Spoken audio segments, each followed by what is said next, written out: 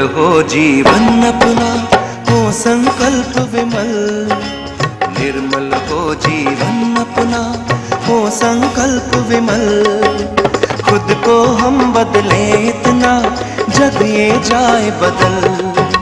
खुद को हम बदले इतना, जग ये जाए बदल। आत्म परिवर्तन कर ले, विश्व परिवर्तन कर दे। भ्राता हेमेंद्र मेहता, स्वागत हो brother AV Swaminathan ji, Anita.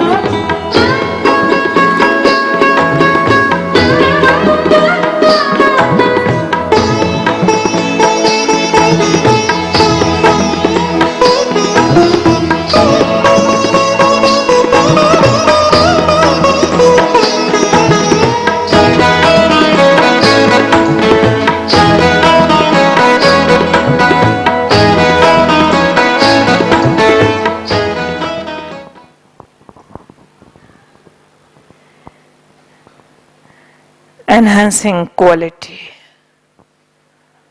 for transformation। अब तक जो मायने समझ लिए गए वो केवल मेटेरियलिस्टिक थे। क्वालिटी मैनेजमेंट का जमाना जरूर है। हर फील्ड में क्वालिटी इंप्रूव करने पर बहुत जोर दिया जा रहा है। जहां तक मैं समझती हूँ वो कुछ बिजनेस ट्रेंड्स हैं, क्वालिटी बढ़ाओ, ज्यादा धन कमाओ वगैरह। प्रोग्रेस के नाम पर स्ट्रेस और टेंशन खरीदते जा रहे हैं और उसको क्वालिटी मैनेजमेंट का नाम दिया जा रहा है, जिसको हम कह सकते हैं इस दौरे तरक्की के अंदाज निराले हैं। इस दौरे तरक्की के अंदाज निराले हैं, जहनों में है अंधेरे और सड़कों पर उजाले हैं। अंदर का अंधकार बढ़ता जा रहा है और बाहर की चकमक बढ़ती जा रही है। इससे संतुष्ट कोई भी नहीं है। इसलिए अब जरूरत है कुछ रोल मॉडल्स की, कुछ ऐसे जीवंत उदाहरणों की जिन्होंने अपने जीवन को सच में निखारा हो, अपना कैरेक्टर इंप्रूव किया हो, एक जलती मशाल बने हो। कुछ करके दिखाने वाले लोगों की जरूरत है, जिन्होंने प्रोग्रेस के नाम पर बाहरी कैरियर, मान मर्तबा भी कमाया हो और आंतरिक संतुष्टि भी एक गहरी नींव के साथ चल रहे हों, रेत की दीवार पर नहीं, जिसको हम रियल लीडर्स कहते हैं। कहते हैं कुछ लोग थे जो वक्त के सांचे में ढल गए, वक्त जिधर बहा ले गया बहते गए। कुछ लोग थे जो वक्त के सांचे में ढल गए, कुछ लोग थे जो वक्त के सांचे बदल गए। वक्त को मीनिंग देने वाली महान हस्तियां इस विद्यालय में इतनी है जो गिनी नहीं जा सकती, और उन्हीं में से एक महान हस्ती आज हमारे बीच हैं, ब्रदर ईवी स्वामीनाथन। आप प्रोफेशन से इंजीनियर हैं और मैनेजमेंट ट्रेनर हैं और वंडरफुल मानव सेवा का इतना जज्बा है कि आपने अपना संपूर्ण जीवन ईश्वरीय सेवाओं में समर्पित कर दिया है। पिछले 2 वर्षों से आप ब्रह्मा कुमारीज के बंबई निहित सेवा स्थान पर ही रह करके बाहर के जगत में भी अपनी सेवाएं दे रहे हैं, इसलिए ताली जरूर बजाएं।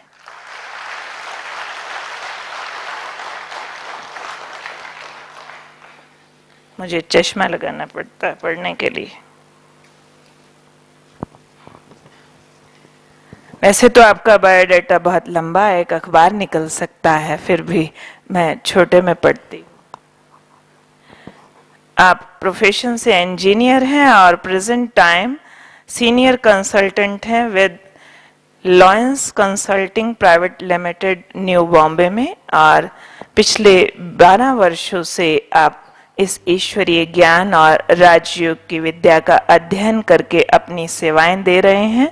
आपके बहुत प्यारे और एक्सपर्टाइज वाले टॉपिक्स हैं: memory management and positive thinking, world of smile, diluting stress, journey with harmony, living life lovingly, mind management. और जिन जिन इंस्टीट्यूट्स में आपने सेवा की है, बहुत लंबी लिस्ट है लेकिन कुछ के नाम पढ़ती हूँ: Indian institute of technology Kharagpur, Sardar Patel college of engineering Mumbai, Tata memorial hospital, KEM hospital, JJ hospital, MGM medical college, Wockhardt research institute.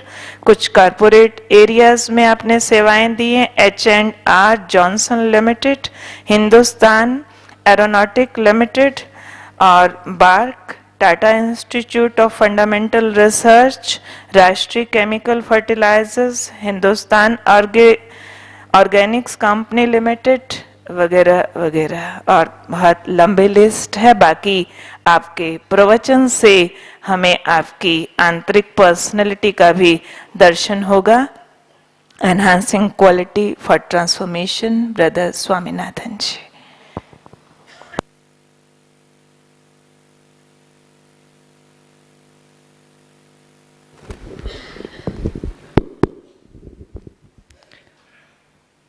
ओम शांति, गुड इवनिंग, नमस्कार। ऑनरेबल चेयरपर्सन एवं मेरे प्रिय मित्र श्री हेमेंद्र मेहता जी, आदरणीय अनीता दीदी जी एवं सभा में उपस्थित मेरे प्रिय भाइयों और बहनों, आप सभी का आज के सत्र में हार्दिक स्वागत है। Friends, it's a great pleasure, privilege to be in the amidst of such wonderful intellectuals today evening. और आज विशेष तौर पर हम एक बहुत सुंदर विषय पर चर्चा करेंगे and the topic is enhancing quality for transformation. तो फ्रेंड्स, अभी तैयार हैं? यस और नो? ग्रेट।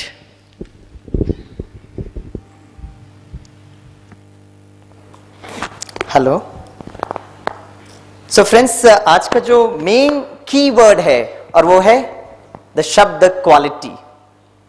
स्टार्ट करता हूं मैं क्वालिटी के साथ। वैसे बहुत सारे देश हैं, वो सारे देशों में एक देश है which is very very famous for its quality consciousness, quality products. कौन सा देश है? My God, very intelligent audience, right answer, Japan. तो हम जापान के साथ स्टार्ट करते हैं। फ्रेंड्स, क्या हुआ, एक बार एक Japanese tourist came to India for sightseeing. सारा भारत देखा। On the last leg of the journey he came to Mumbai for Mumbai Darshan.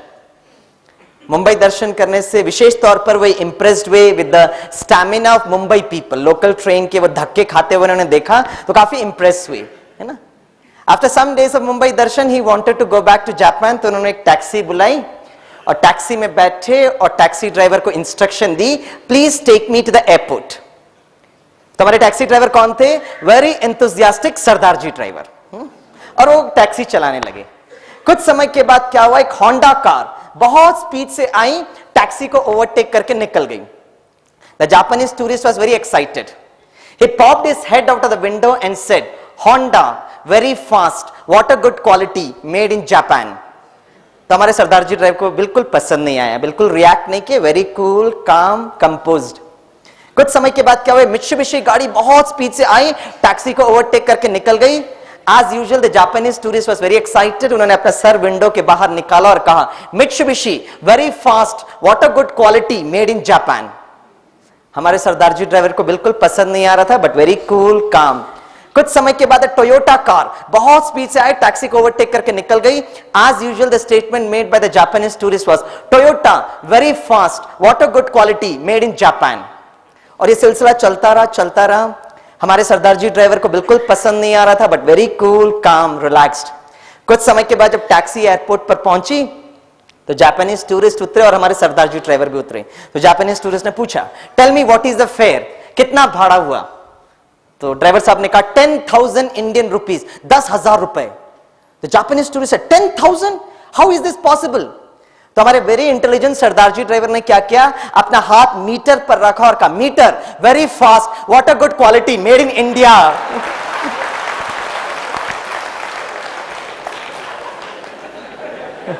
Yes friends, we are speaking about quality. और विशेष तौर पर ये मुझे जोक इसलिए याद आया क्योंकि कल मैं जब दादी जानकी जी को सुन रहा था तो दादी जानकी जी एक बहुत अच्छी बात कह रहे थे कि भाई जीवन है तो बहुत मुस्कुराओ और बहुत हंसो। और मैं आपको खुशखबरी देता हूं फ्रेंड्स कि गवर्नमेंट ऑफ इंडिया ने अभी तक दो बातों पे टैक्स नहीं लगाई है, एक तो मुस्कुराने पे और दूसरे तालियां बजाने पर। तो So friends, before the government of India becomes intelligent, हम जितना चाहें उतना मुस्कुराएं और जितना खुशी का अनुभव हम इज़हार कह सकते हैं। वैसे कहते हैं जिंदगी क्या है, What is life? कहा जाता है देखो तो ख्वाब है जिंदगी, पढ़ो तो किताब है जिंदगी, सुनो तो ज्ञान है जिंदगी। लेकिन फ्रेंड्स हम तो कहते हैं सदैव मुस्कुराते रहो तो आसान है जिंदगी, आसान है जिंदगी। तो शाम के समय पर मैं आपको हंसते हंसते एक बहुत सुंदर एक जर्नी में लेकर जाता हूं जहां पर विशेष तौर पर ये फोकस करेंगे क्वालिटी फॉर ट्रांसफॉर्मेशन। कहते हैं फ्रेंड्स, यस ब्रदर, कहते हैं quality is remembered for ever, है ना। करीब 10-15 वर्ष पहले अगर हमको कोई प्रोडक्ट खरीदनी थी तो फ्रेंड्स हमारे पास ज्यादा चॉइस नहीं थे, एक दो ब्रांड मिलती थी वो हम खरीदते थे। लेकिन अगर हमको वो ब्रांड बहुत अच्छी लगती थी तो हम क्या करते थे, सभी को बताते थे। लेकिन आज के जमाने में हमारे पास बैंडविड्थ ऑफ चॉइसेस हैं। इसे आज के इस वर्ल्ड ऑफ कंपटीशन में अगर हमें एक्सेल करना है तो yes we have to be quality conscious, क्योंकि quality is remembered for ever. Yes brother, कहते हैं total quality implies nothing ignored. हर एक department should be quality conscious. इसको हम the concept of TQM which started in Japan, total quality management.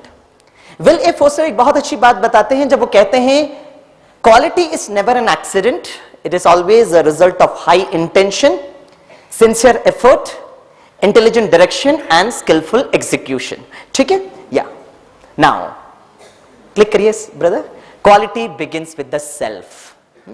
देखिए friends, सोचने की बात यह है कि we are very very conscious about the quality of products, quality of service। हम जहां पे भी जाते हैं हम ये फोकस करते हैं कि मुझे किस प्रकार की सर्विस मिल रही है। लेकिन आज जो हमारी यात्रा होगी, we will check the quality of our own life। हमारे जीवन की क्वालिटी क्या है, और अगर उसमें कुछ भी ऊपर नीचे है तो उसे हमें चेक करना है और उसे हमें चेंज करना है, because quality begins with the self. कहते हैं friends, now what do you mean by personality? दो शब्द से बना है, person plus ability. The ability of a person, मतलब through quality I have to check on my own personality. वैसे देखा जाए तो वैसे रास्ते में बहुत सारे लोग चलकर जाते हैं, कोई बहुत बड़ी बात नहीं है। लेकिन जब एक व्यक्ति रस्सी पर चलता है ना तो लोग उनको देखने लगते हैं, क्योंकि एक वो कला है, दैट्स एन आर्ट। जब हम घर में अकेले होते हैं तो गीत गुनगुनाना हम सभी को बहुत अच्छा लगता है, लेकिन जब लता मंगेशकर स्टेज पर आकर गीत गाते हैं तो लोग वाह वाह करने लगते हैं।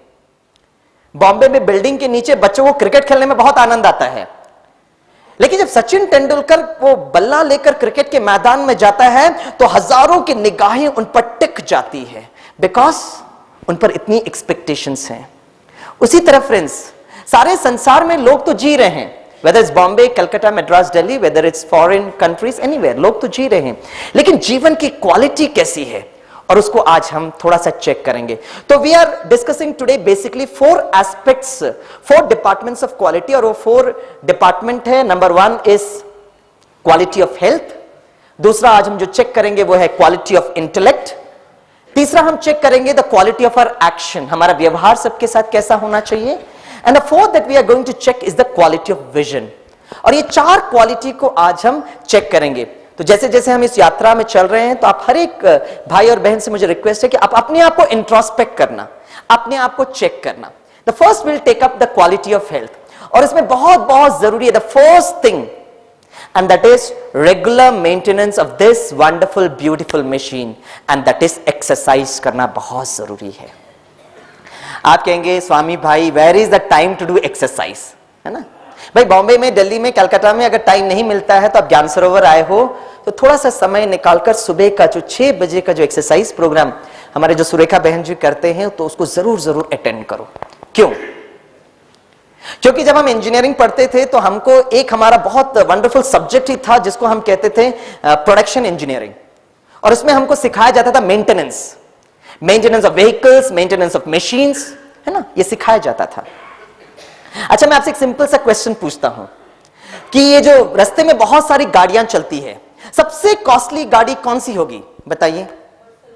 अरे वाह, perfectly right answer, Mercedes Benz. कितनी कॉस्ट होगी बताइए? कितनी कॉस्ट होगी?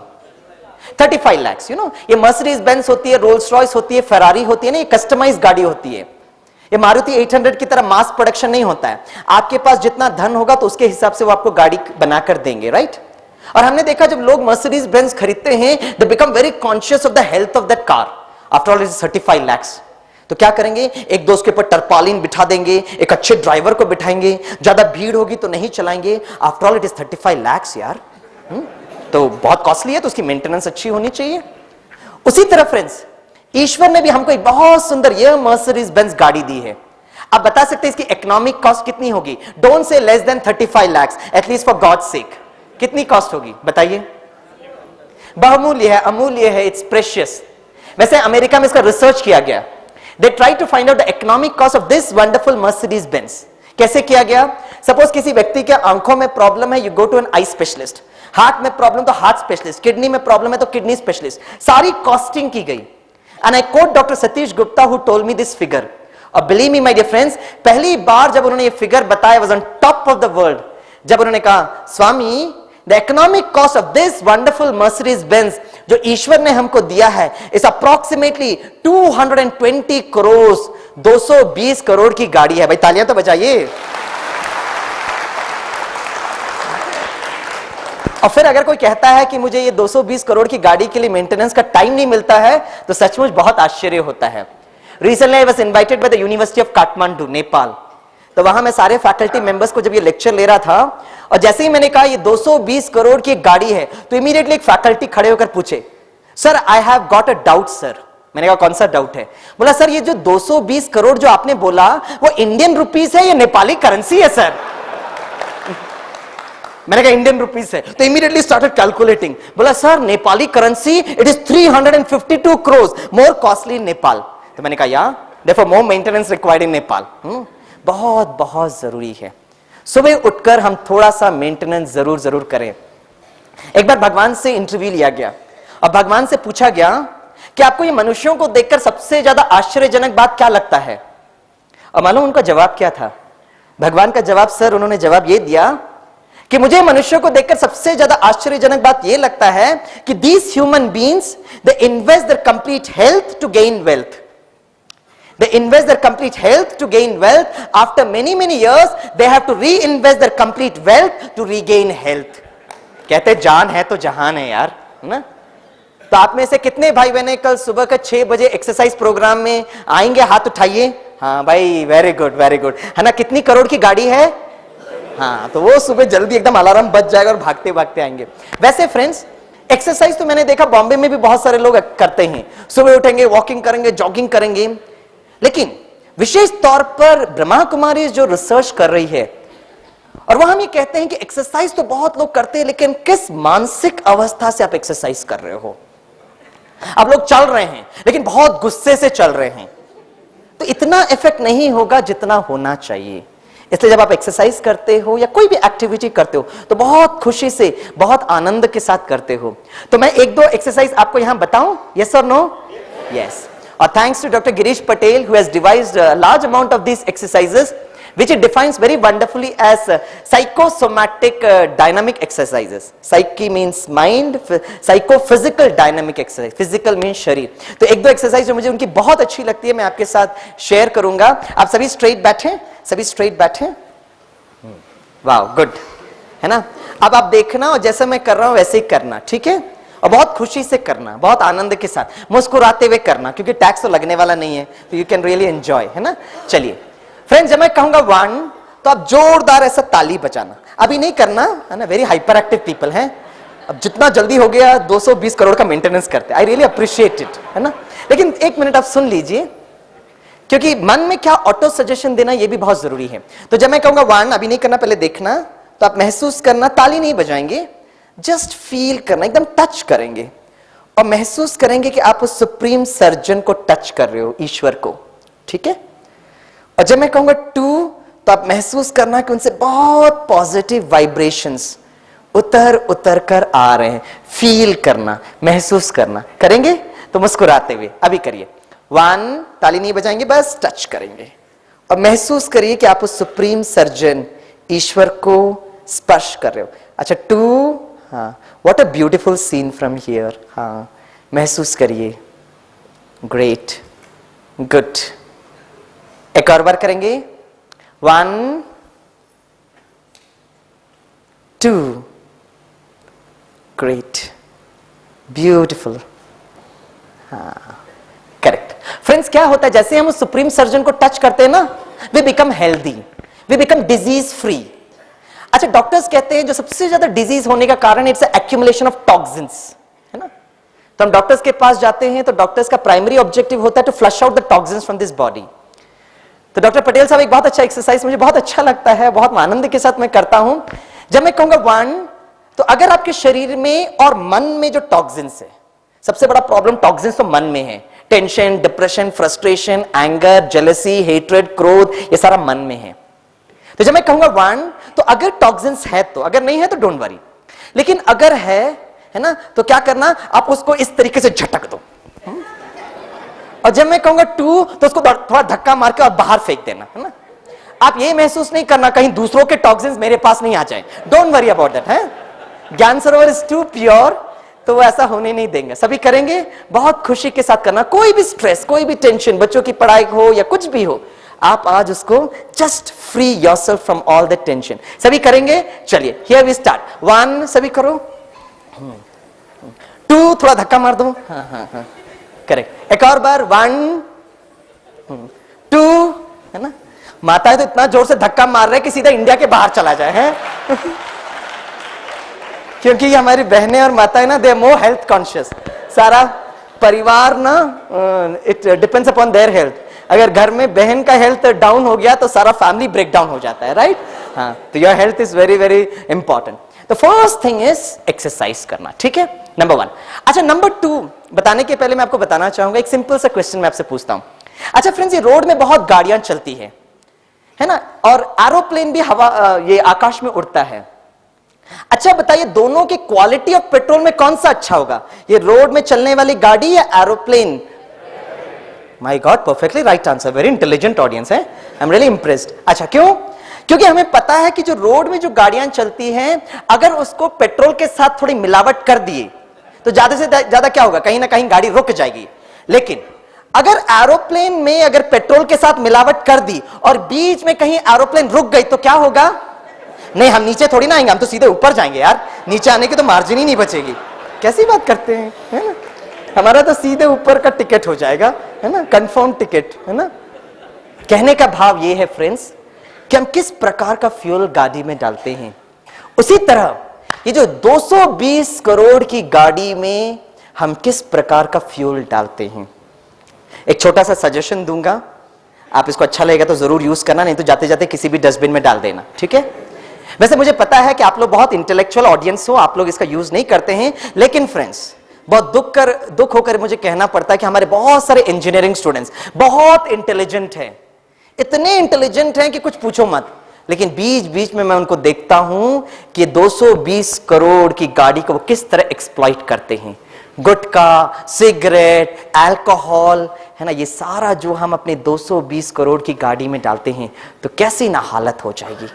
इस पर जरूर आप विचार करना। तो किस प्रकार का भोजन करना चाहिए? Can we have pure vegetarian diet? Okay, हमारा जो रिसर्च प्रोजेक्ट है इसमें हमने ये पाया है कि this human system is meant for pure vegetarian food, this human system is not meant for non vegetarian food. फिर भी अगर आपको विश्वास नहीं होता तो एक बहुत अच्छी बात बताता हूं कि बहुत सारे संसार के नामी ग्रामी लोग जैसे Albert Einstein, Edison, Benjamin Franklin, Leonardo da Vinci, Pythagoras, Socrates, Plato, George Bernard Shaw, Leo Tolstoy, Mark Twain, Carl Lewis, Martina Navratilova, Muhammad Ali, Mahatma Gandhi ji, doctor APJ Abdul Kalam and Swami भाई, we have got one thing in common, we are all pure vegetarians. Friends, welcome to this beautiful quality club. मैं आपका इस quality club में हार्दिक स्वागत करता हूं। Friends, मैं आपको आपके सामने कितना भी स्टैटिस्टिक्स दे दूं, कितना भी डाटा दे दूं, कितना भी 10 बार रिसर्च बोलूं, विश्वास करना या नहीं करना आपके ऊपर है। लेकिन कहते हैं experience is our best teacher. अनुभव हमारा सबसे बड़ा गुरु है। फ्रेंड्स, मैं आपको बस सिंपल सा सजेशन दूंगा कि आप बस 2 हफ्ते be on a very pure vegetarian diet. आप महसूस करेंगे शरीर के साथ साथ मन भी बहुत बहुत हल्का हो रहा है। एक और बात मैं बताता हूं कि कहते हैं जैसा अन्न होगा वैसा मन बन जाएगा। इसलिए बहुत बहुत जरूरी है कि जब आप भोजन बना रहे हो तो आपकी मानसिक अवस्था कैसे है। विशेष तौर पर मैं माताओं को आपको रिक्वेस्ट करूंगा कि जब आप भोजन बना रहे हैं बहुत खुशी और बहुत आनंद के साथ भोजन बनाइए। अगर आप बहुत गुस्से से भोजन बनाएंगे, यही हमारा जीवन है क्या, काहे का क्वालिटी है ये, इस थॉट प्रोसेस से अगर आपने भोजन बनाया तो जो भी आपका हाथ का भोजन खाएगा ऑटोमेटिकली उनकी क्वालिटी भी ऊपर नीचे हो जाएगी। ऐसे काफी बार भाई साहब लोग ना मेरे पास आते हैं और विशेष तौर पर बहनें आते हैं और मुझसे कहते हैं, स्वामी भाई ऑफ लेट ना हमारे हस्बैंड को बहुत गुस्सा आ रहा है, what is the reason for this. तो मैं बहन जी से मुस्कुराते हुए कहता हूं, बहन जी आप किस वाइब्रेशन से भोजन बना रहे हैं, that is what is very very important है। तो भाई लोग बहुत खुश हो रहे हैं, अच्छी बात बताई स्वामी भाई ने बहनों का, है ना। लेकिन मैं आपसे कहता हूं आप भी तो थोड़ा हेल्प कर सकते हो ना। कौन से शास्त्र में लिखा कि आप हेल्प नहीं कर सकते हो, कोई शास्त्र में लिखा क्या? एक बार ट्राई करना, है ना। जब वापस आप जाएंगे ना आपके घर पर, तो जब बहन जी भोजन बना रहे हैं तो एक बार किचन में जाकर बहुत प्रेम से टमाटो कट करके देना। पहले तो बहन जी आपको घूर के देखेंगे, पता नहीं ये कहां गए थे, टोटल ट्रांसफॉर्मेशन हो गया ये। लेकिन उनके चेहरे को देखना फ्रेंड्स, एकदम फूल की तरह एकदम खिल उठेगा, because that's a heart to heart communication, that's an emotional understanding. कभी आप बॉम्बे में आ रहे हैं तो ये स्वामी भाई से मिलने के लिए नेरुल न्यू बॉम्बे में जरूर आना। मैं आपको बहुत प्रेम और स्नेह से डोसा और सांबार जरूर खिलाऊंगा। भाई तालियां तो बजाइए, है ना। Okay, and thanks to my papa who has taught me how to cook dosas and sambars. तो जरूर जरूर मैं आपको बहुत स्नेह ईश्वर के याद में और स्नेह में जरूर खिलाऊंगा, ठीक है। Number 1 is the quality of health. दूसरा जो है वो है quality of intellect. Yes brother, आगे बढ़ेंगे हम। It's called as quality of intellect. अच्छा, अगर हम किसी भी तनाव के ग्राफ को अगर हम प्लॉट करें तो कहते हैं, तनाव को अगर हम प्लॉट करें तो कहते हैं जनवरी फरवरी में तनाव बढ़ने लगता है, और सभी जो यहां पे बहनें और भाई लोग बैठे ना, उनका तनाव सबसे ज्यादा मार्च अप्रैल में होता है। फिर धीरे धीरे धीरे तनाव कम हो जाता है। तनाव किस बात का होता है? किसका? एग्जाम्स का। Perfectly right answer. इंडिया में मैंने कितने ना सेमिनार्स और वर्कशॉप्स किए और मुझे ये स्टैंडर्ड जवाब मिला है। आज तक किसी भाई ने ये नहीं कहा कि उस समय इनकम टैक्स का रिटर्न होता है, उस समय प्रोडक्शन शेड्यूल मीट करना ही नहीं, आज तक किसी ने जवाब नहीं दिया। बस एक स्टैंडर्ड जवाब था बच्चों के पढ़ाई को लेकर। You all agree with me friends? Yes और नो? यस। और अक्सर करके मैंने देखा है जब हमारी जो माताएं होते ना, जब बच्चों का जब एग्जाम्स होता है उस समय हमारी माताओं का प्रेम बच्चों से कुछ ज्यादा ही बढ़ जाता है। और जिस दिन बच्चे का एग्जाम होगा उस दिन बहुत प्रेम से, बेटा तेरा एग्जाम है ना तो हॉर्लिक्स भी पी, बॉर्नवीटा भी खा, अच्छी तरह ब्रेकफास्ट का, आफ्टर ऑल योर एग्जाम्स ना 10 o'clock बेटा। अब वो बेटा कहेगा मम्मा मुझे आज भूख नहीं, नहीं नहीं तेरे एग्जाम्स है ना प्लीज टेक इट। उसको जबरदस्ती करते हैं। It's emotional frame of mind, I certainly understand, but उस समय वो स्टूडेंट को problem is not with the stomach, the problem is there with the mind. शरीर के लिए एक्सरसाइज किया, शरीर के लिए भोजन दिया, we are very conscious about the calorific value, लेकिन उस समय उसको जरूरत है वो है मन का भोजन, और मन का भोजन है विचार। तो फ्रेंड्स, सारे दिन में चेक करना है कि हम किस प्रकार के विचार अपने बुद्धि में देते हैं। We have to introspect. To give you a classic example, बेटी अपनी मम्मी से कहती, mamma I have got my tuition classes, I will be back sharp 6 PM। कितने बजे? 6 PM। मम्मा कहती परफेक्टली ओके। 5-5:30 बजे तक mummy is in a very positive frame of mind, बहुत प्रेम से किचन में जाएगी, ब्रेकफास्ट बनाएगी, बीच बीच में जाकर खिड़की में देखेगी भाई बेटी की साइकिल की घंटी बज रही कि नहीं। 5:45, 5:50, और जैसे ही घड़ी में 6 बजता है ममा के मन में वो तूफान स्टार्ट होते, 6:05, 6:10, 6:15, 6:20 तक, and there is a flood of thoughts. अच्छा बताइए फ्रेंड्स, ज्यादातर विचार पॉजिटिव होते हैं या नेगेटिव होते हैं? माय गॉड, इतना कॉन्फिडेंटली बोल रहे, सभी अनुभवी बैठे, एकदम राइट आंसर, एकदम परफेक्टली राइट आंसर। ओके, अब 6:20, 6:25, mummy is not able to control herself, she picks up the phone, poor papa is busy in a meeting, मुझे कुछ नहीं सुनना, वहां फोन करो, यहां फोन करो, बेटी अभी तक आई क्यों नहीं? तो पापा जो होते हैं मम्मी को पैसिफाई करने की कोशिश करते हैं, नथिंग टू वरी, आ जाएंगे, लेट हो गए होंगे, मुझे कुछ नहीं सुनना है, आप ही ने आपकी बेटी को सर पर चढ़ाकर रखा है। और पुअर पापा वंडर खाते, मैंने कब सर पर चढ़ाया है ना? अब बेटी के साथ क्या हो रहा है, अब ट्यूशन मास्टर इस लहर से पढ़ा रहे हैं, you can not expect the girl to stand up and say, sir I got an appointment with my dear loving mummy sharp 6 PM। बोल सकते क्या? नहीं बोल सकते। 6:30 बजे जब ट्यूशन मास्टर छोड़ते हैं तो बेटी बहुत पीसफुली ब्लिसफुली साइकिल चलाते चलाते आते हैं, by the time she reaches the residence it is 6:45, और जैसे ही मम्मी दरवाजा खोलती है AK-47 टाटा टाटा टाटा, फायरिंग पर फायरिंग, फायरिंग पर फायरिंग। हर क्रिया की प्रतिक्रिया होती है, बेटी भी रिएक्ट करती है। आपको इतना बेसिक कॉमन सेंस नहीं है, ये नहीं किया वो नहीं किया, and when the poor papa returns back at 7:30 the whole house is in curfew, law and order is in a terrific state of situation. क्या ट्रांसफॉर्मेशन हो गया है ना? क्यों हुआ? क्योंकि जब पहला संकल्प मम्मा के मन में आया ना, मम्मा ने उस संकल्प की क्वालिटी को चेक नहीं किया, नेगेटिव थॉट्स को लेकर आते गए, और जिस गाड़ी को जहां ब्रेक लगाना चाहिए अगर आप वहां पे एक्सीलरेट करते हैं तो एक्सीडेंट नहीं होगा तो क्या होगा? So Rajyoga meditation is a very beautiful technique which empowers the braking system, जहां मुझे पता है कि कहां पे मुझे ब्रेक लगाना है। और जो मम्मा का जो सारा स्नेह उस बेटी के प्रति था, it has totally converted into anger. You can see the net result just because we have not check the quality of our thoughts. इसे कहते हैं a mind is like a parachute, it works only when it is open. हमारा मन एक parachute की तरह है, तभी काम करता है जब वो ओपन होता है। $1,000,000 question, how do I open this parachute? ये मन रूपी पैराशूट को मैं कैसे ओपन करूं? अगले 2-3 दिनों में आप ये सीखते जाएंगे, लेकिन कहा जाता है it is not important how hard we work but very very important how sharp we work. और विशेष तौर पर 27 तारीख को 2 लेक्चर्स आपको ये मदद करेंगे। एक तो डॉक्टर गिरीश पटेल का द पावर ऑफ कंसंट्रेशन, और शाम को एक सेशन में आपके साथ लूंगा। और मुझे बहुत खुशी है कि आदरणीय दिव्या दीदी जी ने उसको लास्ट सेशन रखा, क्योंकि जब आप यहां से निकलेंगे ना, 28 को आप मैक्सिमम लोग निकल रहे हैं, 27 रात को मैं आपको एक बहुत सुंदर गिफ्ट दूंगा, और ये गिफ्ट आप अपने बच्चों को जरूर देंगे। क्योंकि जैसे आप माउंट आबू से वापस पहुंचेंगे तो सबसे पहले बच्चे ये पूछेंगे, मामा आपने माउंट आबू से मेरे लिए क्या लेकर आए? आप उनके लिए स्थूल गिफ्ट तो जरूर लेकर आएंगे, लेकिन एक बहुत सुंदर गिफ्ट मैं आपको दूंगा, और जहां पे हम आपको ये बताएंगे how learning can be made fun, है ना? जब बच्चे पढ़ाई करते हैं कितना सहज रीति से वो कैसे पढ़ सकते हैं, और ऐसी वंडरफुल टेक्नोलॉजी मैं आपके साथ उस दिन जरूर शेयर करूंगा। लेकिन आज के लिए मैं बस इतना कहूंगा कि हमें अपने बच्चों को हर परिस्थिति में उनको प्रिपेयर करके रखना है। और विशेष तौर पर मैं अपने स्टूडेंट्स को एक बहुत अच्छी बात बताता हूं। मैं अपने स्टूडेंट्स, इंजीनियरिंग स्टूडेंट्स को एक बहुत सुंदर सब्जेक्ट सिखाता हूं, that is called as mechanics, जो मुंबई यूनिवर्सिटी सिलेबस में बहुत टफ माना गया है। 3-4 महीने जब हमारे स्टूडेंट्स ये पढ़कर जब तैयार होते एग्जाम्स के लिए, तो मैं अपने स्टूडेंट्स को एक बहुत अच्छी बात कहता हूं।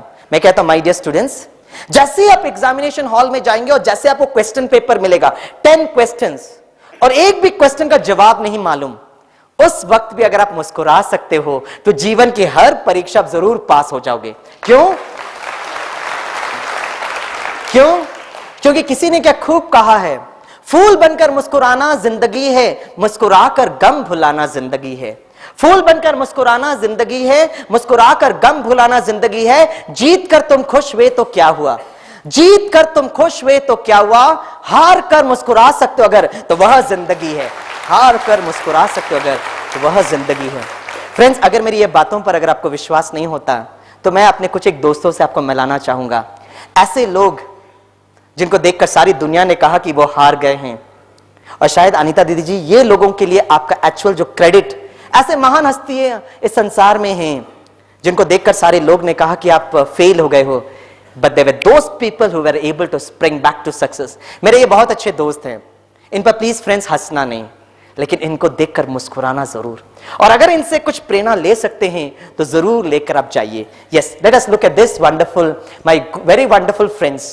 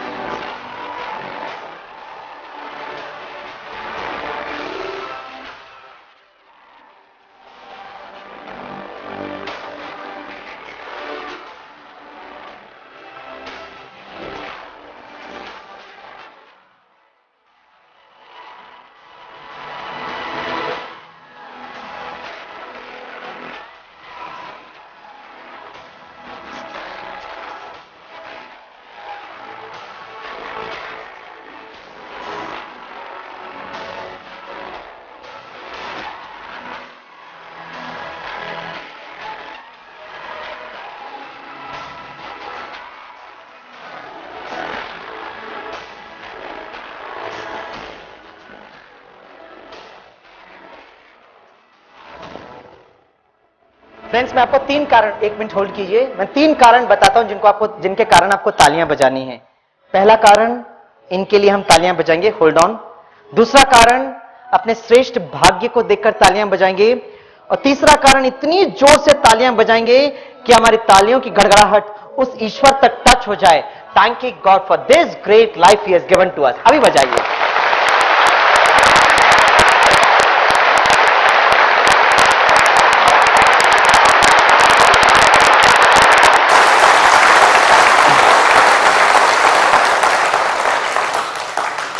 And thanks to my wonderful friends of Nepal जिन्होंने मुझे ये वीडियो क्लिपिंग दी, थैंक्स टू देम। अच्छा, तो हमने क्वालिटी ऑफ हेल्थ देखा, क्वालिटी ऑफ इंटेलेक्ट देखा, और तीसरा है द क्वालिटी ऑफ एक्शन। हम जो व्यवहार करते हैं उसकी क्वालिटी कैसे है। फ्रेंड्स, कहते हैं संसार में 2 प्रकार के लोग होते हैं। कौन से होते हैं 2 प्रकार के लोग? इस संसार में 2 प्रकार के लोग होते हैं, अच्छे और बुरे होते हैं। और कौन से होते हैं? पॉजिटिव होते, नेगेटिव होते, और सकारात्मक होते, नकारात्मक होते, और रिच एंड पुअर होते हैं, अमीर और गरीब होते हैं, राइट।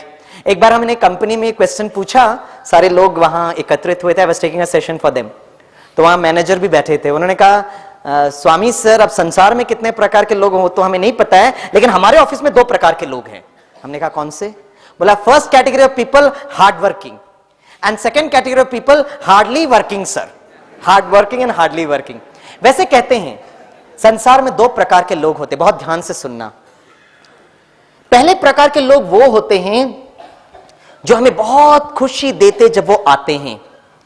पहले प्रकार के लोग वो होते हैं जो हमें बहुत खुशी देते जब वो आते हैं, और दूसरे प्रकार के लोग वो होते हैं जो हमें बहुत खुशी देते जब वो जाते हैं। होता है ना, कुछ लोगों से हम मिलना पसंद करते हैं, और कुछ लोग ऐसे होते हैं जैसे वो वहां से आए हम यहां से कट हो जाते हैं। ऐसा क्यों होता है? कुछ लोगों से मिलना चाहते हैं और कुछ लोगों से कभी भी हम मिलना नहीं चाहते, क्योंकि friends, every one of us have got an emotional account with every other person. हर एक व्यक्ति के साथ एक इमोशनल अकाउंट होता है, और जिस व्यक्ति का इमोशनल अकाउंट अच्छा होता है, जब वो आते हैं तो हमको बहुत अच्छा लगता है, और otherwise it becomes vice versa. तो हमें ऐसा क्या करना चाहिए जिससे हमारे सबके साथ एक बहुत अच्छा इंटरपर्सनल रिलेशंस हो। और मुझे याद है वो 12 वर्ष पहले जब मैं ये विद्यालय में आया, आप ही की तरफ बैठा था, और हमारे ये दादियां दीदियां जब वो बातें कर रहे थे और जब वो हमें गिफ्ट और टोली देते थे, slowly I started creating an account with them. और एक ऐसा वंडरफुल एक इमोशनल अकाउंट उन्होंने मेरे साथ जनरेट किया कि मुझे लगा कि यस, इवन मुझे भी अपना जीवन इतना ही श्रेष्ठ बनाना है। तो फ्रेंड्स, मैं आपके सामने कुछ एक बातें बताऊंगा जिसके कारण हम सबके साथ एक बहुत अच्छा अकाउंट हम क्रिएट कर सकते हैं। वैसे भी सोचने की बात है, हमें तनाव किससे होता है? कोई रास्ते चलते फिरते लोगों से तनाव नहीं होता है, लेकिन तनाव हमें उनके साथ होता है जिनके साथ हमारा हर दिन व्यवहार होता है, कनेक्टिविटी होती है। इसलिए हमें क्या करना चाहिए? So that I am always cool, calm, and my quality of action is very very important. The first and the foremost thing is, yes, our action should be guided by unconditional love. निस्वार्थ स्नेह होना चाहिए। आप कहेंगे स्वामी भाई, आजकल के जमाने में निस्वार्थ स्नेह होता किधर? होता है 2 स्नेह निस्वार्थ होता है। एक है वो ईश्वर का स्नेह, और दूसरा होता है एक मां का स्नेह। वो देखो छोटू मां की गोद में कितना खुशी का अनुभव कर रहा है, because that's a very wonderful emotional account. एक बार मां जो थी ना, किचन में ब्रेकफास्ट बना रही थी, बेटा जो होता है वो मम्मी के पास आता और कहता, मम्मा मुझे इस महीने का बिल आपको सबमिट करना है। मम्मी कहती व्हाट? बोला यस। तो मामा बिल देखती है, और मालूम छोटू क्या लिखता है? मामा, इस महीने आपने 3 बार मुझे नीचे दुकान में सामान खरीदने को कहा, at the rate of 3 rupees per trip, 9 rupees bill. Mama, आपने बकेट ऑफ पानी को यहां से यहां उठा के रखने के लिए कहा, अनदर 5 रुपीज। मामा, आपने छोटी बहन को संभालने के लिए कहा, वेरी टेरिफिक जॉब मामा, 10 रुपीज। सारा महीने का बिल 66 रुपीज, क्योंकि आप मेरे डियर लविंग मम्मी हो। 6 rupees Diwali discount, 60 rupees bill. Mama ये बिल को देखते, अपने उस छोटू को देखते, वेरी क्यूट बॉय। तो मामा भी मुस्कुराती है। The other end of the bill जो खाली पेज था, मां लिखती है, 9 महीने मैंने आपको अपने खून से सींचा, नो चार्ज। मैंने आपको चलना सिखाया, पढ़ना सिखाया, लिखना सिखाया, नो चार्ज। जब भी आप बीमार पड़ते थे, रात रात बैठकर मैंने आपकी पालना दी, नो चार्ज। जब भी आप स्कूल से, ट्यूशन क्लासेस से, कॉलेज से थके आ रहे वापस आते थे, गर्मा गर्म ब्रेकफास्ट, भोजन, डिनर बनाकर देती थी, नो चार्ज। और मम्मी नीचे लिखती है 0 रुपीज बिल और बेटे को देती है। बेटा ये बिल को देखता है और अपनी मम्मी को देखता है और कहता है mama I am very sorry, और अपना बिल लेता है, उसको कट करता है और बहुत बोल्ड लेटर्स में लिखता है mama paid in full, mama paid in full but indebted for ever, जीवन भर मैं आपका कर्जदार रहूंगा। किसी ने क्या खूब कहा है, ऊपर जिसका अंत नहीं उसे आसमान कहते हैं, ऊपर जिसका अंत नहीं उसे आसमान कहते हैं, जहां में जिसका अंत नहीं उसे मां कहते हैं। So my dear friends, summary is very simple. Keep your mama happy. The whole world will be happy with you. Keep your mother happy. ध्यान से सुनना friends. Keep your mother happy and please keep your mother-in-law also happy. Very very important. है ना? अगर mother-in-law खुश तो पारिवारिक जीवन का क्वालिटी भी बहुत अच्छा हो जाएगा। वैसे इस विद्यालय में मैंने इतना अच्छी बात सीखी, यहां पे सिर्फ हमारे पास एक मां नहीं है। एक मां होती है जो हमें जन्म देती है, लेकिन दूसरी मां है वो ईश्वर, और तीसरी मां हम उनको कहते हैं जिन्होंने हमें इस ज्ञान मार्ग पर लेकर आया। और आज मेरे लिए बहुत खुशी का दिन है, जब हम पहली बार कोई विद्यालय में जाते हैं ना, तो जो बहन सबसे पहली बार हमको ज्ञान सुनाते हैं, मुझे बहुत खुशी की बात है कि आज 5-6 साल वर्ष के बाद मैं उस अलौकिक मां कल्पना बहन फ्रॉम कांडीवली से मिला, और जब मैंने उनको देखा तो मुझे वही बचपन के दिन याद आ गए। भाई मेरी अलौकिक मां के लिए तालियां तो बजाइए। उस मां को बहुत बहुत दिल से थैंक्स करूंगा। लौकिक मां और पारलौकिक मां को तो हमेशा दिल से धन्यवाद होता है, लेकिन एक जो नया जन्म देने वाले होते हैं, जिस ज्ञान मार्ग में हमको आत्मा परमात्मा का ज्ञान सुनाते हैं और अपने जीवन को इतना श्रेष्ठ इतना महान बनाते हैं, इट्स प्योर अनकंडीशनल लव। दूसरा है, कहते हैं let's learn the technique of appreciation. अगर हमारे एक्शंस की क्वालिटी को अच्छा करना है तो सबको अप्रिशिएट करो, और कहते हैं charity always begins at home, घर से शुरुआत होती है ना। So start with the family. एक बार हस्बैंड 7 बजे जब ऑफिस से घर वापस आए तो क्या देखा, वाइफ आराम से सोफा सेट में बैठे हैं, टेलीविजन ऑन है, पॉपकॉर्न खा रहे हैं। Husband was very surprised. तो हस्बैंड ने ड्राइंग रूम देखा तो बिल्कुल स्वच्छता नहीं, सफाई नहीं। तो वाइफ से आकर पूछा व्हाट्स योर प्रॉब्लम। वाइफ ने कहा कुछ नहीं। हस्बैंड बेडरूम में गए तो सारे सुबह की वैसे की वैसी अवस्था। फिर वाइफ से आकर पूछा टेल मी यार व्हाट्स योर प्रॉब्लम। बोला कुछ नहीं। हस्बैंड किचन में गए तो सारे रात के बर्तन भी ऐसे पड़े। फिर वाइफ से आकर पूछा tell me baba what's your problem. तो वाइफ ने बहुत सुंदर जवाब दिया।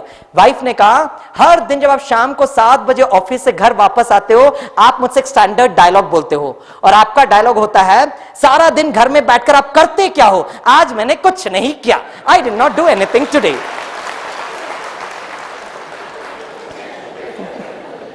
तो हमको लगता हम ही सुपर हीरो हैं, बाकी सब साइड एक्टर्स हैं।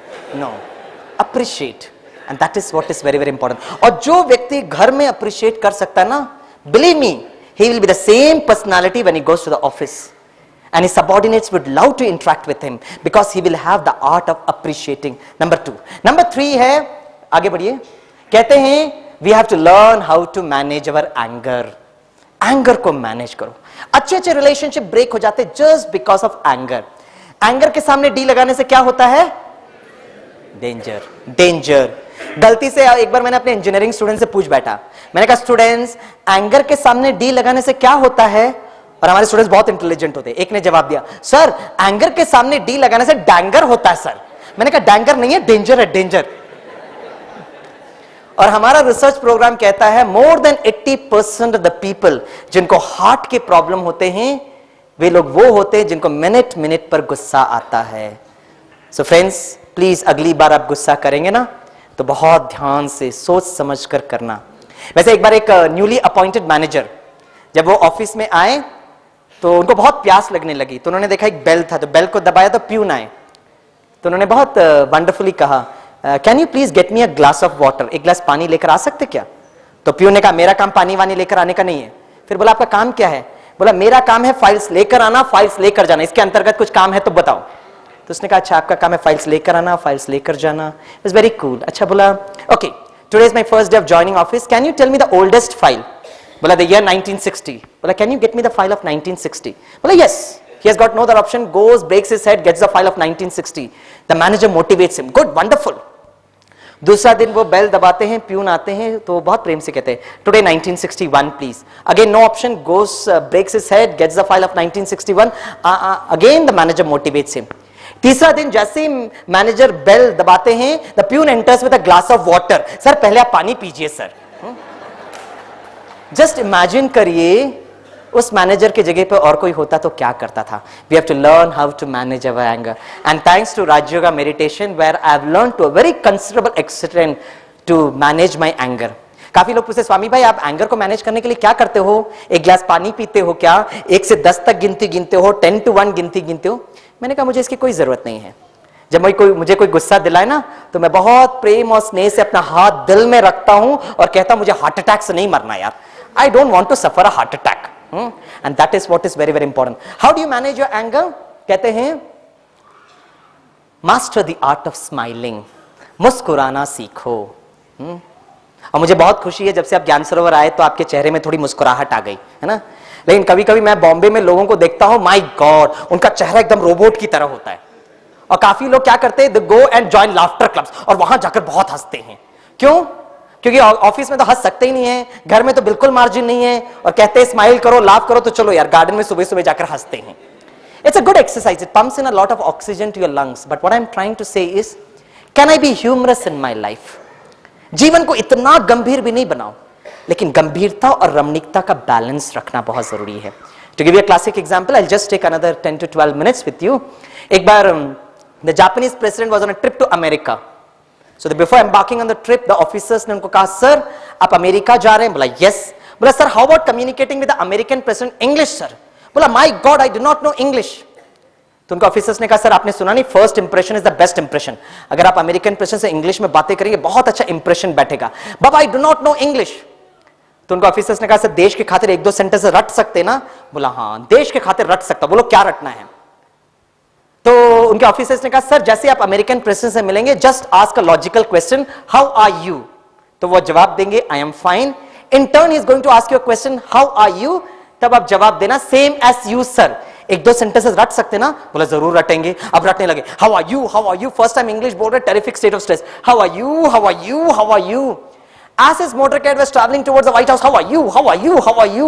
He entered the White House. He saw the American president walking. How are you? How are you? और जैसे अमेरिकन प्रेसिडेंट सामने पहुंचे, हमारे जापानीज प्रेसिडेंट का स्ट्रेस लेवल इतना बढ़ गया कि हमारे Japanese president instead of asking how are you पूछ बैठे who are you. American president ने कहा वाह मेरे अमेरिका में आके, मेरे व्हाइट हाउस में आकर मुझसे पूछता हु आर यू। तो उनको लगा मे भी शायद मैंने इनको ठीक तरह सुना नहीं है, तो उन्होंने फेस लैंग्वेज बॉडी लैंग्वेज दिया कि I didn't get you properly. Face language body language anybody can get. The Japanese president got the clue, shouted at his top of his voice, who are you? That was the limit of indecency. At that time Mr. Bill Clinton was the president of America. He also shouted at his top of his voice, I am the husband of Hillary Clinton, who are you? And the Japanese president replied, same as you sir.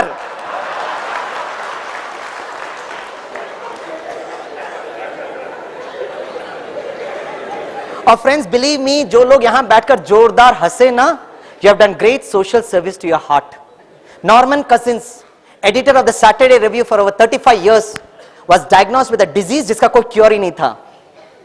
तो doctors ने कहा Norman आप जी ही नहीं सकते हो। तो Norman ने कहा डॉक्टर साहब अगर आप कहते हो मैं मरने ही वाला हूं तो क्यों ना हंसते हंसते मरूं। Checked out from the hospital, घर गए, everyday watch comedies, Tom and Jerry, Charlie Chaplin, laurel Hardy, हंसते रहे, पता नहीं कब लास्ट क्षण आ जाए। He slowly recovered to full-time work. और नॉर्मन कजिंस ने 2 किताबें लिखी है, health in your hands, the anatomy of an illness and the healing heart. 2 book, the anatomy of an illness and the healing heart by Norman Cousins. और Norman Cousins कहते हैं it's no laughing matter but laugh your way to health, wealth and happiness. एक छोटा बच्चा दिन में 300 बार हंसता है, और हम बड़े दिन में कितनी बार हंसते हैं? सर याद ही नहीं है सर इसके पहले कब हंसे। And thanks to this invitation to Gyan Sarovar, यहां का थोड़ा हंस तो सकते हैं, है ना। And that is what is very very important. Next, हाँ लेकिन मैं फ्रेंड्स मैं जानता हूं कि ये जो joke stories it is just as a first aid mechanism, लेकिन हमारा रिसर्च प्रोजेक्ट कहता है कि जिन लोगों का ब्लड ग्रुप बी पॉजिटिव है दे आर ऑलवेज स्माइलिंग। हमारा ये रिसर्च प्रोजेक्ट कहता है।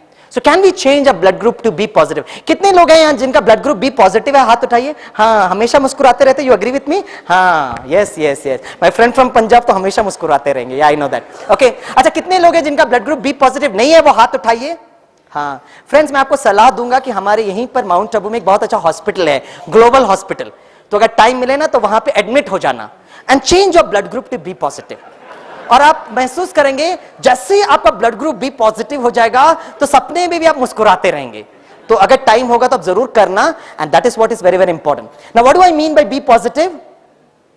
हाँ, nothing to do with the blood group, it means have a very positive attitude, है ना। तो जिन लोगों का ब्लड ग्रुप बी पॉजिटिव नहीं है वो राहत की सांस ले रहे हैं, हाँ थैंक्स स्वामी भाई, भी थोड़ा मार्जिन बाकी है ना। और जिनका ब्लड ग्रुप बी पॉजिटिव है उनके लिए तो सोने पे सुहागा। ये जो बच्ची है ना, she is suffering from the last stage of cancer, लेकिन एक मुखौटा पहने हैं, गिविंग एन इंडिकेशन। हम लोग तो परफेक्टली नॉर्मल हैं यार। अगर हम नॉर्मल होकर भी वो खुशी का अनुभव नहीं कर सकते तो क्या है हमारे जीवन की क्वालिटी, चेक करना। और मेरे अपने लाइफ में भी मैं बीच बीच में ना टाटा मेमोरियल हॉस्पिटल जाता हूं, छोटे छोटे बच्चों को देखता हूं, और वो छोटे बच्चे मुझे इतनी वंडरफुल ज्ञान दे देते हैं, और उनसे देखकर मुझे यही प्रेरणा मिलती है कि this small kid suffering from the last stage of cancer अगर जीवन में इतनी खुशियां का अनुभव कर सकते हैं तो हे स्वामी, तुम यार परफेक्टली नॉर्मल हो। You don't have a license to be sad even for a single second, and that's what is very very important. Last, quality of vision. अभी तक जो भी बताया it could be debatable, it could be controversial, लेकिन अभी मैं आपको 3 परम सत्य बताने वाला हूं। फर्स्ट सत्य है कि हम इस संसार में आए हैं तो एक दिन हमको वापस जाना है, राइट। बॉम्बे में ना लोगों को रिटर्न टिकट लेने की बहुत आदत होती है, Borivali return, Dadar return, Goregaon return. आप भी यहां माउंट आबू आए ना तो आपने रिटर्न टिकट जरूर कंफर्म की होगी। बहुत लोगों का जिनका रिटर्न टिकट कंफर्म नहीं होगा फोन करके बताते, Swami I can not come because our return ticket is not confirm, है ना। जाने का कंफर्म है लेकिन आने का कंफर्म नहीं, इसलिए हम नहीं आते। लेकिन इस जीवन रूपी यात्रा में चलते चलते हम ये भूल जाते हैं कि हम सबके पास रिटर्न टिकट है, एक एक्सपायरी डेट है, एक दिन हमको वापस जाना है। दूसरा सत्य है हम अकेले आए हैं, अकेले हमें वापस जाना है। और तीसरा परम सत्य है खाली हाथ आए हैं, खाली हाथ जाना है। इस पर जरूर विचार करना। तो हम इस धरती पर आए हैं, हमें जाना है। ये आने और जाने वाली सत्ता कौन है वो तो ऑलरेडी आप समझ चुके हैं। आप कौन हैं? आप एक अति सूक्ष्म चैतन्य शक्ति आत्मा है। गाड़ी में जब तक ड्राइवर होता है तो गाड़ी चलती है, ड्राइवर उतरा तो गाड़ी रुक जाती है। उसी तरह ये शरीर भी बहुत सुंदर गाड़ी है जिसका ड्राइवर को हम कहते हैं आत्मा, सोल या रूह। और जब ये शरीर में प्रवेश करती है, it is called as human being. Human अर्थात शरीर, बीइंग अर्थात इसमें रहने वाली वो चैतन्य शक्ति। इस शरीर की क्वालिटी को बढ़ाने के लिए हम लोग बहुत मेहनत करते हैं, post, position, designation, so many things. लेकिन इस आत्मा की क्वालिटी को बढ़ाने के लिए अब जरूर जरूर विचार करना है, and that is what you are trying to do. The last slide, कैसे हमें quality circle is a very beautiful concept in total quality management. अच्छी किताबें पढ़िए। तो 1-2 किताब मैं आपको प्रिस्क्राइब करूंगा। एक किताब आप जाते वक्त यहां से एक किताब जरूर लेकर जाना, एंड दैट इज ब्रह्मा बाबा की जीवन कहानी, है ना। बहुत सुंदर जीवन कहानी। ये फाउंडर फादर जो हमारे इस विद्यालय के हैं, कैसे उन्होंने इस इतना वंडरफुल इंस्टीट्यूशन की स्थापना की, है ना। उनकी जीवन कहानी अब जरूर जरूर पढ़कर जाना। एंड उसका इंग्लिश ट्रांसलेशन इज आदिदेव ब्रह्मा। तो ये जरूर जरूर किताब पढ़ना। दूसरा आप एक कर सकते हैं, अच्छे लोगों के संग में रहो, क्योंकि जैसा संग होता है वैसा रंग लग जाता है। और तीसरी बात very important, make God your quality advisor. ईश्वर को अपने साथ हमेशा रखो। हमारे एक दुर्गा बाई जी हैं नेरुल में, he was a former naval officer. एक दिन हम उनकी गाड़ी में जा रहे थे, तो कार में वो सामने बैठे, मैं उनके साथ बैठा, पीछे 3 बहनें थे। हम सेवा के लिए जा रहे थे। तो दुर्गा भाई जी ने मुझसे कहा स्वामी भाई चलें? हमने कहा चलो। बोला गिनो, सब लोग पहुंच गए? हमने कहा 1 2 3 4 5। मैंने कहा 5 पहुंच गए। बोला फिर से गिनो कितने हैं? हमने कहा 5। बोला स्वामी फिर से गिनो ना। मैंने कहा दुर्गा भाई 5 लोग पहुंच गए ना। तो मुस्कुराते उन्होंने हमसे कहा ईश्वर को साथ नहीं लेकर चलोगे? फिर पूछा कितने हैं? तब मैं इंटेलिजेंट हो गया। मैंने कहा अभी हम 6 जन हैं। बोला हाँ अभी गाड़ी चलाते हैं। तो जब आप 28 को यहां से निकलोगे ना फ्रेंड्स, आप अकेले नहीं जाना यहां से, किसको साथ रखोगे? हैं? और ये वंडरफुल ईश्वर है जिनका कोई टिकट कंफर्मेशन की भी जरूरत नहीं है ना। आपका रेलवे जो है उसके लिए टिकट भी नहीं मांगेगा, लेकिन इतना वंडरफुल एडवाइजर है, and that is what is very very important. एक लास्ट कहानी बताकर मैं एंड करना चाहूंगा। मुझे कहानी बहुत अच्छी लगती है और मैंने इस विद्यालय से कहानी सीखी। मेरे जीवन में कभी जब ऊपर नीचे मेरी मानसिक अवस्था की क्वालिटी होती है ना, ये कहानी सुनता हूं और सुनाता। It's a very popular story. Mahabharata के दृष्टांत में कहते हैं कि जब अर्जुन को सूर्यास्त के पहले जब जयद्रथ का वध करना था, है ना, दैट वाज अ कंडीशन कि अगर उसने सूर्यास्त के पहले जयद्रथ का वध नहीं करेगा तो वो अपना गांडीव रख देगा और अपने जीवन को त्याग करेगा। तो एक दिन पहले शाम का वक्त था, श्री कृष्ण स्ट्रैटेजी सोचते हैं कि वो चक्रव्यूह को कैसे भेद करना है, और श्री कृष्ण को लगता था कि Arjun would be in a terrific state of stress, जाकर मैं उनको थोड़ा सांत्वना दूं। और जैसे ही श्री कृष्ण अर्जुन के शिविर में जाते हैं तो उनको बहुत आश्चर्य होता है कि अर्जुन अपने बेड में लेटे हुए और खर्राटे मार के सो रहे हैं। My God, how can Arjun sleep like this? Immediately Shri Krishna Arjun को बुलाता है, हे अर्जुन उठ। अर्जुन उठता और देखता श्री कृष्ण सामने खड़ा है। तो श्री कृष्ण पूछता है, अर्जुन तेरे को पता है कल सूर्यास्त के पहले तेरे को जयद्रथ का वध करना है? बोले यस मुझे पता है। फिर तो ऐसे खर्राटे मार के सो कैसे सकता है? And a very classic reply off Arjun, जब वो जवाब देता है, जब भगवान मेरे लिए जागा हुआ है तो मैं सोऊंगा नहीं तो और क्या करूंगा? God is awake for me, what else do you expect from me? इसलिए कहते हैं सोच को बदलिए सितारे बदल जाएंगे, नजर को बदलिए नजारे बदल जाएंगे। सोच को बदलिए सितारे बदल जाएंगे, नजर को बदलिए नजारे बदल जाएंगे। कश्तियों को बदलने की जरूरत नहीं, कश्तियों को बदलने की जरूरत है, सिर्फ दिशाएं बदलिए, मंजिल हमें जरूर मिल जाएंगे, मंजिल हमें जरूर मिल जाएंगे। एक लास्ट पीपीटी बताकर मैं एंड करूंगा। अगर आपको फिर भी वो दिशाएं नहीं मिल रहे ना, तो मैं एक अपने अच्छे दोस्त से last, it will just take 1 minute. Yes brother, हमने काफी बार ये बहुत अच्छा स्लोगन सुना है, I always complained that I had no shoes until I saw a man who had no feet. मैंने हमेशा कंप्लेन की कि मेरे पास जूते नहीं हैं, जब तक मैंने एक ऐसे व्यक्ति को देखा जिसके पैर ही नहीं थे। हमारे बहुत सारे स्टूडेंट्स जब उनके रिजल्ट्स डिक्लेयर होते ना, तो एक दिन पहले 10 न्यूज़पेपर्स का हॉरोस्कोप पढ़ते हैं, राशिफल, कि एक तो हॉरोस्कोप मिलेगा जिसमें कहेगा कि तू पास हो जाएगा। ऐसे स्टूडेंट्स के लिए हम कहते हैं हाथों की लकीरों पर विश्वास मत करना, हाथों की लकीरों पर विश्वास मत करना, क्योंकि तकदीर उनकी भी होती है जिनके हाथ नहीं होते, क्योंकि तकदीर उनकी भी होती है जिनके हाथ नहीं होते। माय गुड फ्रेंड निक, इनका बचपन से दोनों हाथ भी नहीं है, दोनों पैर भी नहीं है। आगे बढ़िए, आगे बढ़िए। या निक के जो दूसरे भाई बहन है दे आर परफेक्टली नॉर्मल, लेकिन निक के साथ ऐसा क्यों हुआ? No reason for it. Next, लेकिन निक उस स्कूल में पढ़ना चाहता था, लेकिन ऑस्ट्रेलियन रूल कहता है कि handicap students can not study with normal students. लेकिन इनके मम्मी डैडी बस एक ही कहते थे, my Nick is perfectly normal, my Nick is perfectly normal. They filed a case against Australian rule and they won the case and he was given chance to study in a normal school. और जिस दिन पहली बार जब निक उस school में गए तो बाकी सभी स्टूडेंट्स प्रोटेस्ट पर बैठे, धरना पर, कि हमें निक के साथ नहीं पढ़ना है क्योंकि निक हैंडीकैप्ड है। लेकिन निक ने उनके साथ बातें की और इतनी अच्छी बातें थी, it was a heart to heart communication, और उसका इफेक्ट क्या हुआ? वो बच्चे उनके बहुत अच्छे दोस्त बन गए, यहां तक कि वो उनके साथ खेलने भी लगे। Nick loves to meet other handicap people, दूसरे अपाहिज बच्चों से भी उनको मिलना बहुत अच्छा लगता है। पीछे पीछे, just go back one of the first lessons that I have learned was not to take things for granted. Friends, we should never take our life for granted. Nick is a motivational trainer, motivational speaker, and we know that in all things God works for the best for those who love Him. Yes, he had complete peace knowing that God won't let anything happen to us in our life unless He has a good purpose for it all. Nick को बच्चे बहुत पसंद आते हैं। I now see glory revealed as He is using me just the ways I am and in ways others can't be used. He's 21 years of age, completed a Bachelor of Commerce, majoring in financial planning and accounting. He's also a speaker in the corporate sector. निक को बहुत लोगों से मिलना बहुत अच्छा लगता है। Yes, उनके भी बहुत सपने हैं और बहुत जल्द निक एक किताब लिखने वाला है। No arms, no legs, no worries, हाथ भी नहीं है, पैर भी नहीं है, इसलिए चिंताएं भी नहीं है, है ना।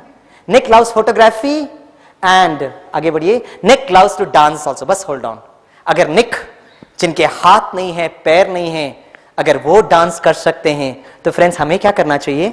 हर पल हर क्षण वो उमंग और उत्साह के साथ डांस करना चाहिए। और आज जो मैं मेडिटेशन आपको कराऊंगा, बस वो खुशी, क्योंकि राजयोग मेडिटेशन सिर्फ ऐसा नहीं कि हम बैठ कर उसका बस शांति का अनुभव करें, it actually gives you very अति इंद्रिय आनंद। बस लास्ट 2 मिनट्स यू कैन, हम अगर निक डांस कर सकते तो हम भी तो डांस कर सकते ना फ्रेंड्स। सभी खड़े हो जाइए, हम बहुत खुशी से डांस करेंगे, सभी करेंगे खुशी से। मैं पहले बोलूंगा, फिर आप लोग वैसे ही करना, ठीक है? चलिए। वाह ईश्वर वाह, वाह मेरा जीवन वाह, वाह मेरा परिवार वाह, वाह मेरे बच्चे वाह, वाह मेरा ऑर्गेनाइजेशन, वाह वाह ट्रैवल एंड ट्रांसपोर्ट विंग, वाह वाह ज्ञान सरोवर, वाह वाह हमारी दीदिया दादिया, वाह वाह ये सेमिनार, वाह वाह वाह वाह। तालियां बजाइए एंड रिलैक्स। ओम शांति। वाह स्वामी भाई, वाह।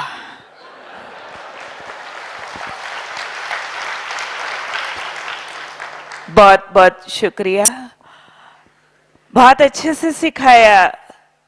जिंदगी जीना किसे कहते हैं, क्वालिटी ऑफ लाइफ क्या होती है, अभी तो सब जीना सीख गए हैं और हमें लगता है 1 साल तक भी यही रिपोर्ट आती रहेगी कि हमें अभी जीना आ गया है और समझ गए होंगे कि ये क्वालिटी मैनेजमेंट क्या चीज होती है, क्वालिटी एनहांसिंग क्या चीज होती है।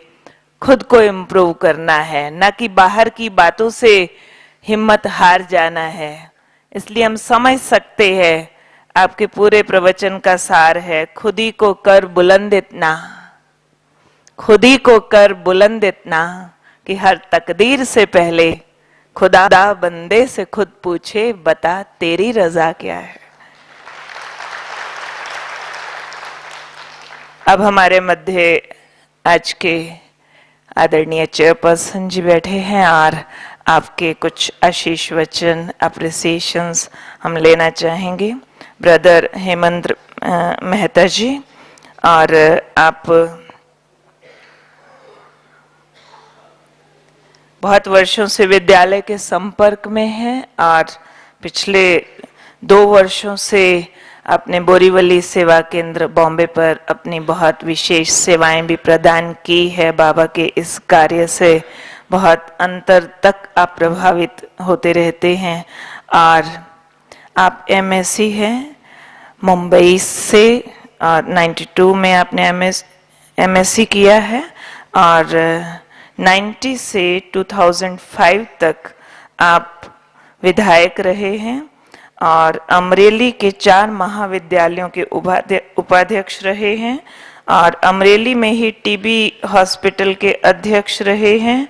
इसके साथ साथ एनसीपी नेशनल रिलीफ कमेटी के आप अध्यक्ष रहे हैं, एनसीपी और मुंबई के भी आप जिलाध्यक्ष रहे हैं। बहुत अच्छी गूढ़ हिंदी लिखी है तो मुझे पढ़ने में थोड़ा जोर लग रहा है, भाई साहब की हिंदी बहुत अच्छी है। और सबसे बड़ी बात है कि आप हमारे भाई हैं, इस विद्यालय में पधारे हैं, इस समय हमारे मंच की शान है और आपके मुखारविंद से हम आज के विषय पर सुनेंगे। आशीर्वचन भ्राता हेमंत मेहता जी। एनहेंसिंग क्वालिटी फॉर ट्रांसफॉर्मेशन के आज के इस कार्यक्रम में वास्तव में एवी स्वामीनाथन जी ने जिस प्रकार से एक अपनी शैली से, अपनी भाषा से, अपने शब्दों से एक मंत्र मुग्ध यहाँ के श्रोताओं को जो किया है, ज्ञान का प्रवाह दिया है, उसके बाद में मुझे क्या बोलना है ये भी मुझे समझ में नहीं आ रहा है। और इस अवसर पर दीदी अनीता जी, सभी भ्राता बंधु बहन, वास्तव में संस्था से मेरा संपर्क बोरीवली में जब से केंद्र शुरू हुआ है तब से संस्था के साथ कहीं न कहीं कार्यक्रमों में हमें संस्था के माध्यम से सामाजिक क्षेत्र में ऊंचाई मिलती रही है और इसलिए संस्था का मैं सदैव ऋणी रहता हूं। कभी सामाजिक क्षेत्र, राजकीय क्षेत्र में काम करने के लिए लोग चाहते कि हमें कहीं प्लेटफॉर्म मिले और इस संस्था का प्लेटफॉर्म मिलना, संस्था की ओर से समाज के सामने हमें खड़ा करना और उसके कारण ही मैं समाज में आगे बढ़ने में यशस्वी रहा हूं, ऐसा मैं मानता हूं।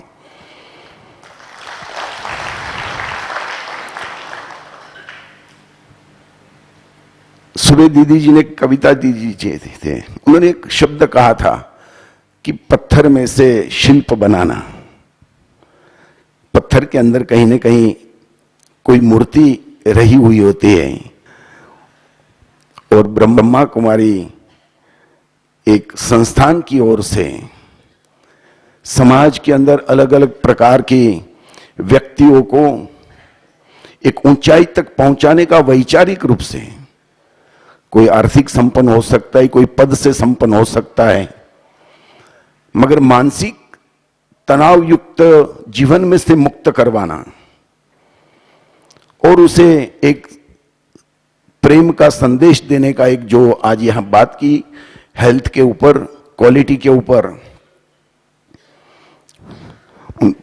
स्वामीनाथन जी ने बहुत बताया। खास करके उन्होंने गुटखा, शराब, नॉनवेज, तंबाकू, बीड़ी, सिगरेट, वास्तव में कोई कंपनी होती है, कंपनी में अलग अलग प्रकार के डिपार्टमेंट है, अकाउंट डिपार्टमेंट है, परचेज डिपार्टमेंट है, सेल डिपार्टमेंट होता है, कामगारों के ऊपर ध्यान देने वाला उसका यूनियन लीडर होता है, मगर सबसे बड़ी जवाबदारी इस कंपनी को मजबूत बनाने की किसकी? कंपनी को मजबूत बनाने की जवाबदारी किसकी रहेगी? परचेज ऑफिसर की। परचेज ऑफिसर कंपनी को लगने वाला माल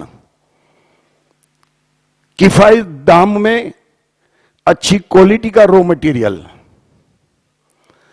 और कंपनी को जिस समय जितना आवश्यक है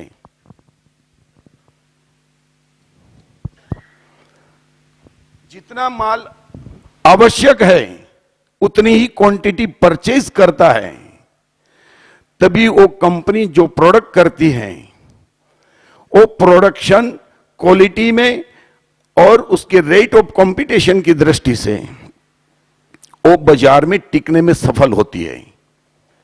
मगर मेरे जैसा कोई सेल्समैन जाएगा, परचेजर को कहेगा यार आप कमीशन ले लो थोड़ा, मेरा माल थोड़ा खराब होगा,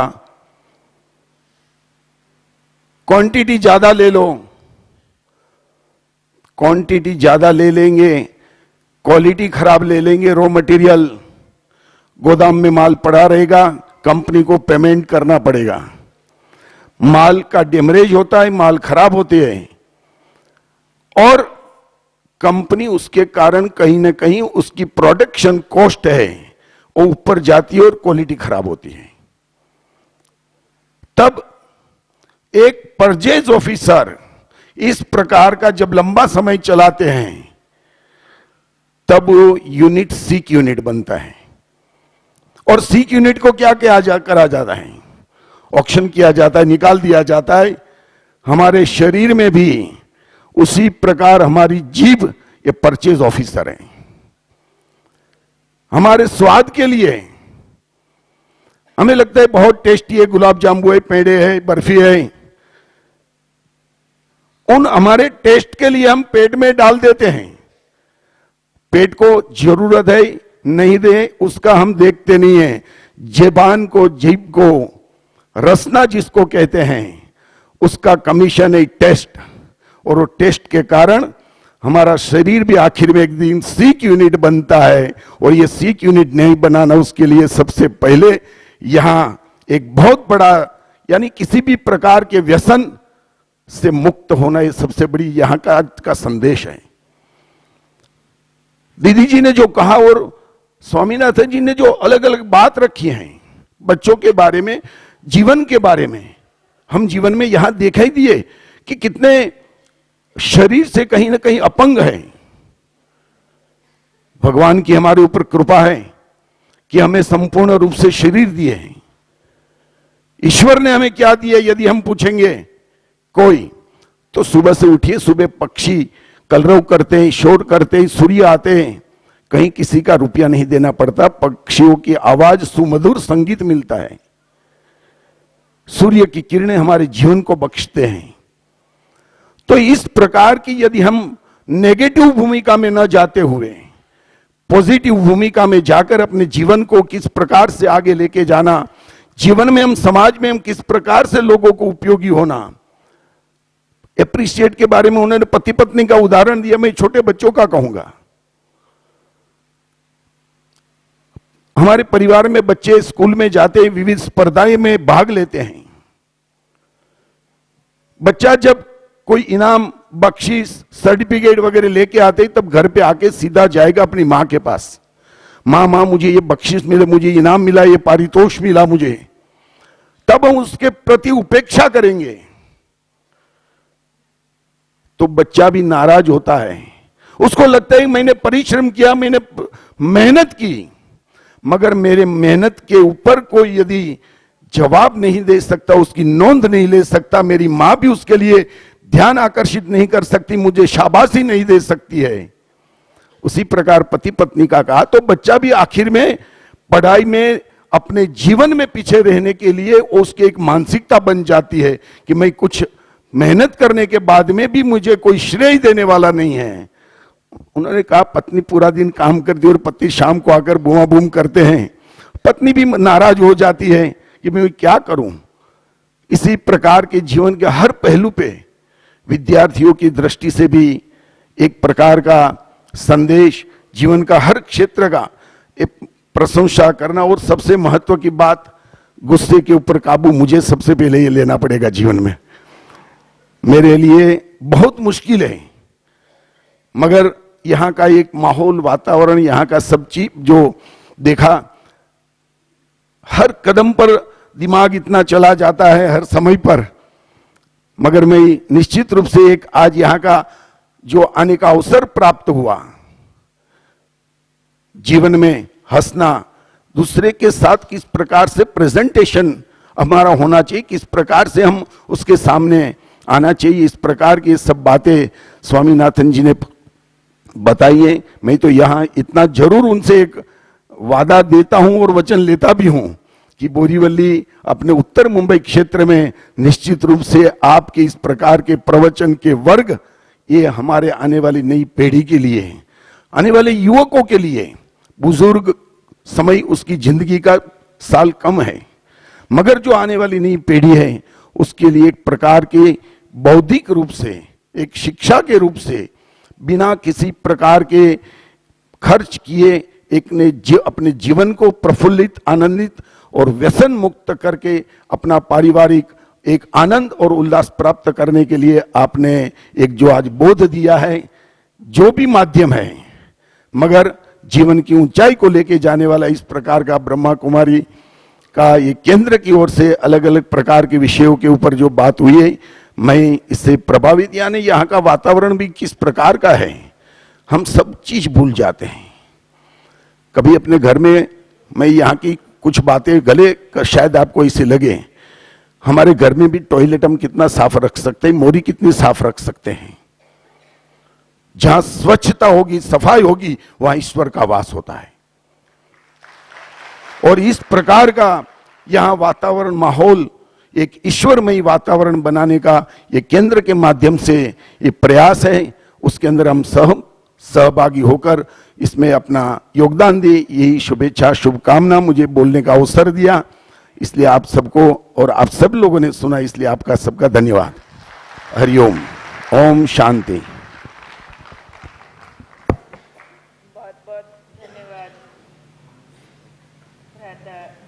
मेहता जी,